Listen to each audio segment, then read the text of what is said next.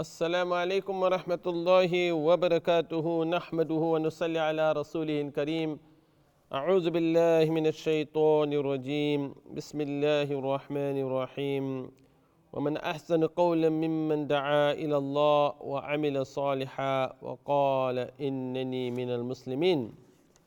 All praise is due to Allah subhanahu wa ta'ala, our nourisher, our sustainer, our creator. Allah subhanahu wa ta'ala, who has once again blessed us with a very special day and the day of Jum'ah.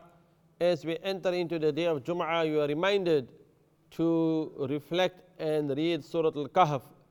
Jum'atu ila al-Jum'ah, one Jum'ah between another Jum'ah.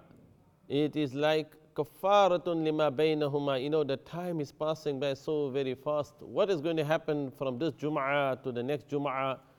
And hence we should try and do these type of actions and revive this wonderful practice of reading and reciting Surah Al-Kahf.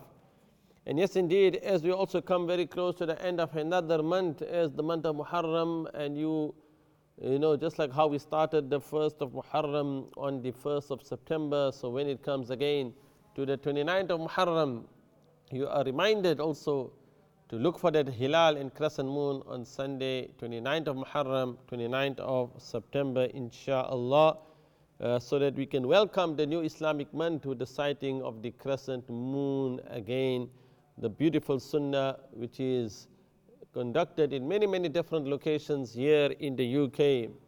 And hopefully, insha'Allah, we would like to bring to you for the next month, end of the month of Safar, for the month of Rabi al-Awwal, a very special exclusive recording with Iqra TV, where we will hope to bring to you a live recording of the sighting of the crescent moon, because this is what we really need, you know, establishing our Islamic month with a UK Hijri calendar. And that will be for the so many Muslims. When you have over 3 million Muslims, and yet we are still not having and making enough effort in different locations to look for that crescent moon. That is the great sunnah. لِكُلِّ بَلَدٍ رُؤْيَتَهُ. Every balad, every country should have their own ru'ya.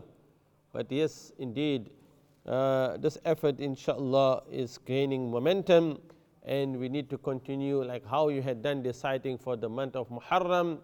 So you started the year 1441 with the beautiful action of sighting the crescent moon, and if you continue this for every month, inshallah, then we will have enough people, not only, you know, we said not few in different locations, but we need large and group sightings, and a time will come where even you encourage your family and your children all to do the sighting of the crescent moon. Because our whole life is revolving around the passage of time. Time is passing by. And when you look for that Hilal and you see it, that beautiful small, you know, thin crescent moon, it takes you on a beautiful journey until you come to the end of the month. وَالْقَمَرَ قَدَّرْنَاهُ مَنَازِلَ حَتَّى عَادَ كَالْعُرْجُونِ الْقَدِيمِ. Until it will return, like, you know, when it is the end of the month, you will see the shape of that crescent again. كَالْعُرْجُونِ الْقَدِيمِ. It is like a hilal and crescent that you will see at the beginning of the month, because at the end of the month, when it comes to the 27th, you know, night, and then it goes into a stage which becomes dark and invisible, and again, before you see it again, from the time of new moon, another 18 hours will at least pass before you see a new crescent moon. But inshallah, that at another time. Just a reminder to revive that beautiful sunnah. As we were going and discussing about this hadith of Rasulullah sallallahu alaihi wasallam, we see Jibril alayhi salam, or Imam Muslim, Sahih Muslim, records this first hadith in his book, and his beautiful name, Imam Abu Hussein Muslim ibn Hajjaj al-Qushayri al-Nisaburi, who passed away in the year 261 after Hijrah. And subhanallah, just like how whenever you think about a hadith of Rasulullah sallallahu alaihi wasallam, we also think about how this beautiful sunnah and hadith and sayings of the Prophet sallallahu alaihi wasallam has been preserved by these great scholars, and one of them is Abu Hussein Muslim ibn Hajjaj al-Qushayri an-Naysaburi, that so much acceptance has been given to his book and to his works and to his compilation that it is regarded as, in comparison to Bukhari, you could say the second most authentic book also after Bukhari, after the Quran. And here is this question that has been raised by Jibril alayhi salam. So you have the Sahaba, or you have Umar ibn Khattab radiallahu anhu. It is on his authority, and therefore when he is in the presence of Rasulullah sallallahu alaihi wasallam and Jibril alayhi salam appeared in that condition, شديد بياض الثياب شديد سواد الشعر لا يرى عليه أثر السفر ولا يعرفه منا أحد. Beautiful way and description in the manner in which Jibril alayhi salam came to the Prophet sallallahu alaihi wasallam, and in that also you learn adab and etiquette. And then also when you listen to that those questions that were posed, if he already knew their answer, then it is for the message to reach all of those that were there. So if sometimes somebody may ask in the question, he may know their answer, but he wants others to learn about it.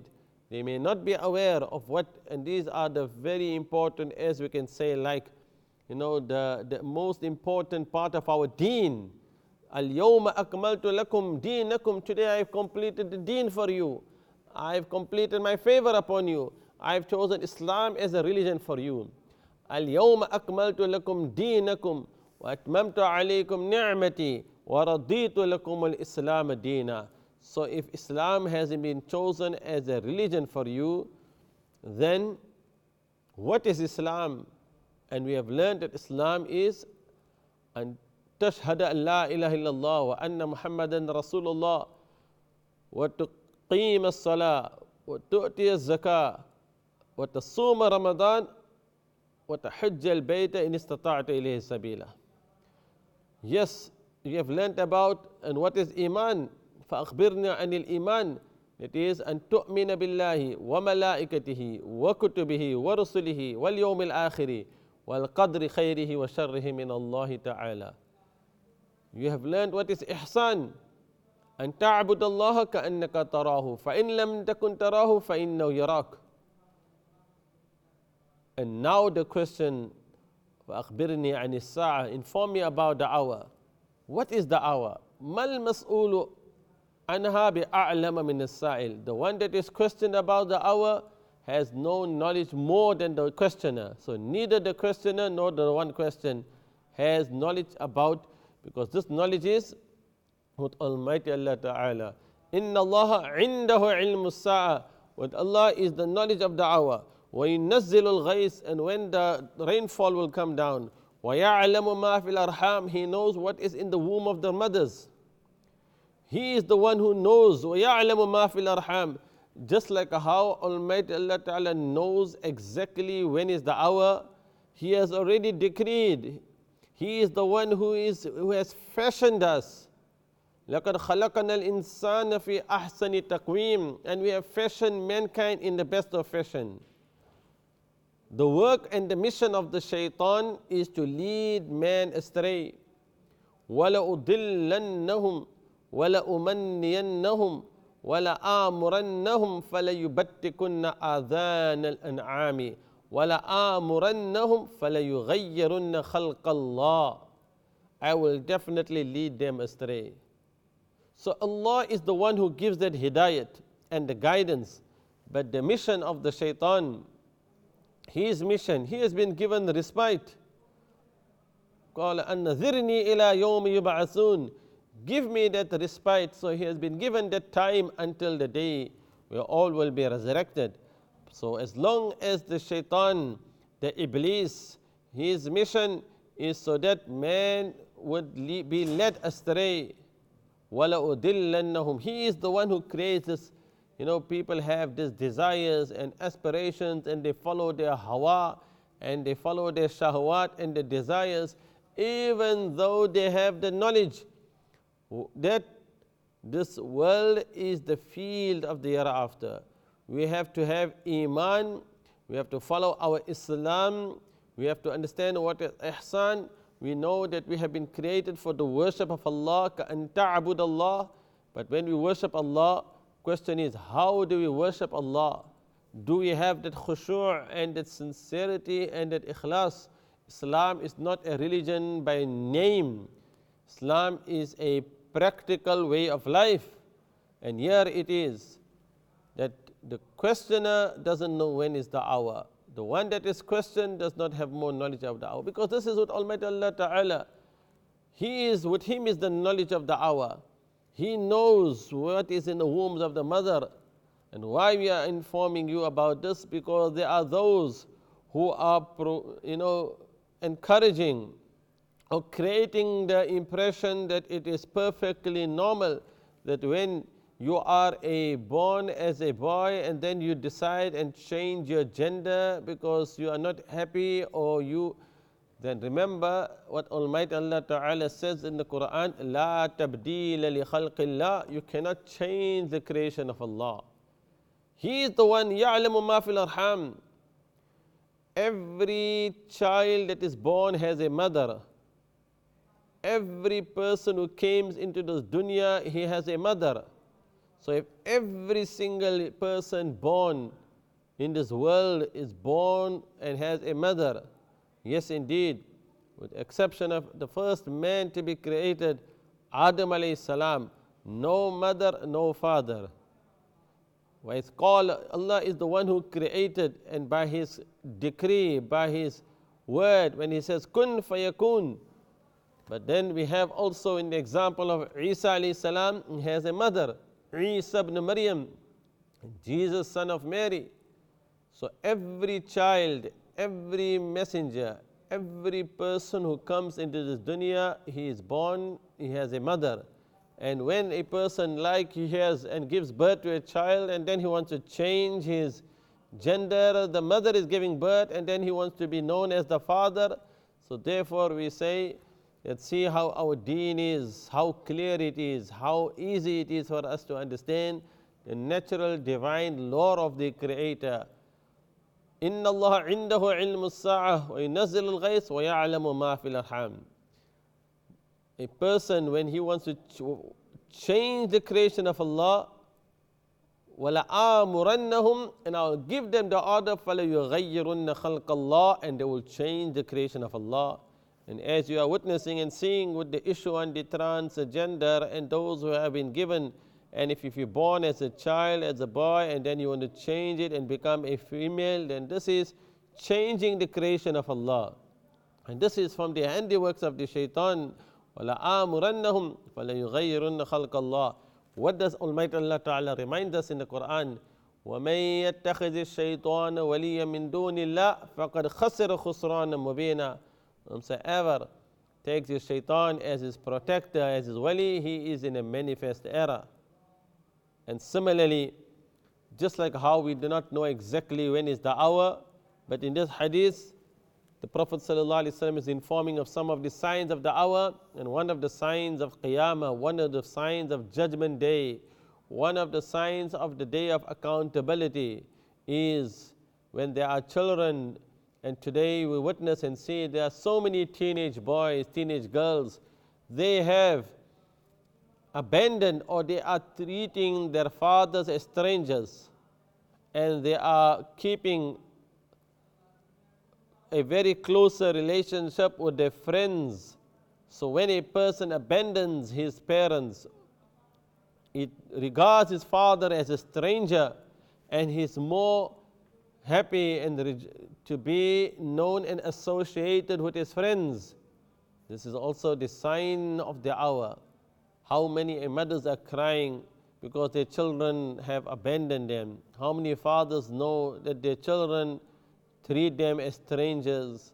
And there are so many examples that we find the condition of many of the homes where the children have abandoned the parents, and there are those also whom have become parents and they have their own children, but they have abandoned their own elderly parents. So that is another sad state of affair where we abandon Does not matter even if you have your own children, you cannot abandon your own parents.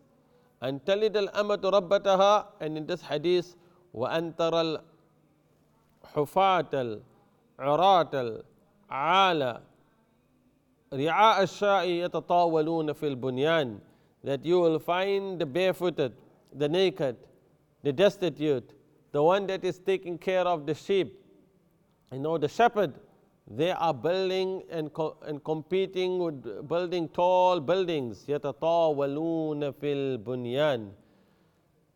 When you think about those that were destitute, those that were fuqara, because antara al-hufata, hufata is like barefooted, and it was like ala, when you had those in the condition of poverty, and they were fuqara. Ri'a ash-sha'i, like when you have those maybe like Bedouins and taking care of the shepherd or the animal, like the shepherds and flocking, suddenly a time comes, they are building tall skyscrapers, and the world has seen and witnessed, as you see happening in many parts of the world. It just needs to be pointed out that whenever you listen to signs of the hour, it does not mean that every sign is not allowed. It doesn't mean that you cannot or should not have tall buildings. It means that when you see this happening, it is the reminder that the hour is drawing near and Qiyamah is coming nearer and nearer. So you will find that a people, and there were places like how you have in the Emirates, and also you hear about another skyscraper which is going to be built and reaching up into the skies, and the tallest building, and all these, whether it is in Jeddah.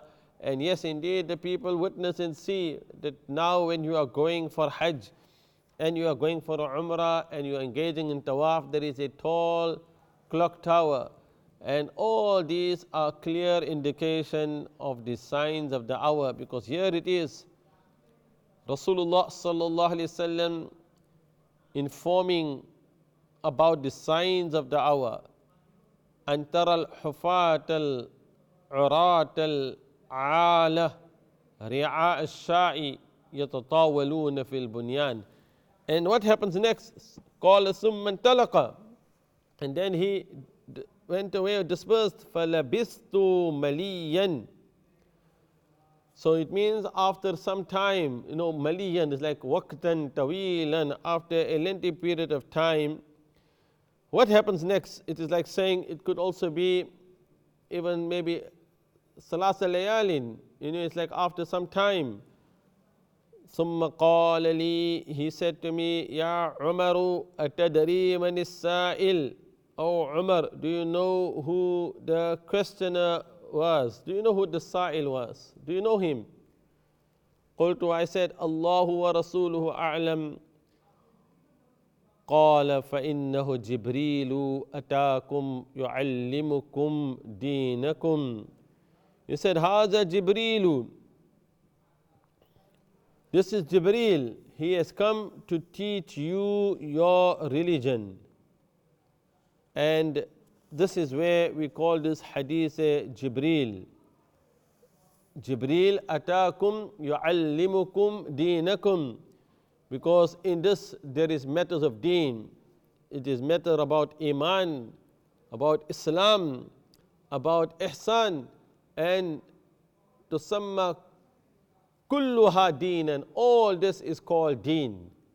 So if this hadith Jibreel, very beautiful hadith, lengthy hadith, Jibreel alayhi salam coming in the form of a human, and in the manner and description in way he came in some narration in the form of a handsome companion Sahaba, Dihya Kalbi, and therefore when he came in that manner and the people did not know who he was, as we learned and read in the beginning, he came to teach you your religion. So in this we learn many different type of ulum, and even adab, and even etiquette, and therefore it is also important. From this we learn whomsoever sits in the companion or in the jalsa or in the gathering of a scholar and alim, he should learn and have the etiquettes of the majlis. And yes, indeed, sometimes if he wants the answer and is asking a question, it could be that this was a lesson to learn. لا يسأل عنها أن يسأل هو عنها ليحصل الجواب للجميع, because he may even know the answer, but sometimes he is asking because he wants all to get the answer, meaning to learn from the response.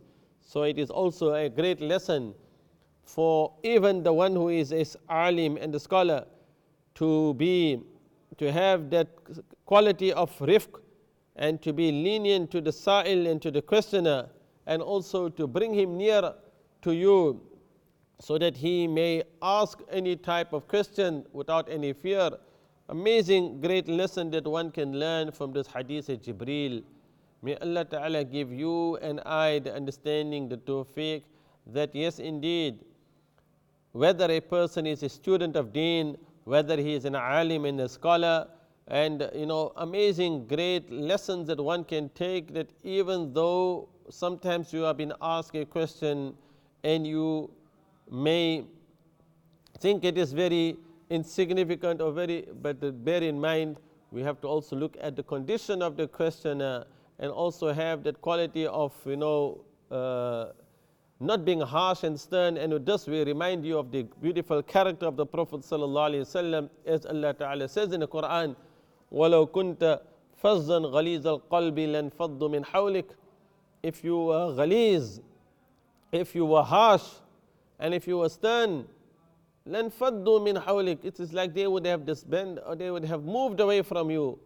So he is, sallallahu alayhi wasallam, is فَعْفُ عَنْهُمْ وَاسْتَغْفِرْ لَهُمْ وَشَاوِرْهُمْ فِي الْأَمْرِ. He is the one that would pardon them, he make istighfar for them and bring them into consultation. May Allah Ta'ala give you and I the ability, strength and tawfiq to look and to emulate or bring the examples set by the beautiful Prophet sallallahu alaihi wasallam, meaning of the sunnah, so that we implement it in our lives. May Almighty Allah Ta'ala also give us the tawfiq to prepare for this great day of Yawmul Jum'ah, a day in which there is an hour where du'as are readily accepted. Until my next reflection program, me Sulaiman Ghani, Jazakumullah khairan, Assalamu alaikum wa rahmatullahi wa barakatuhu.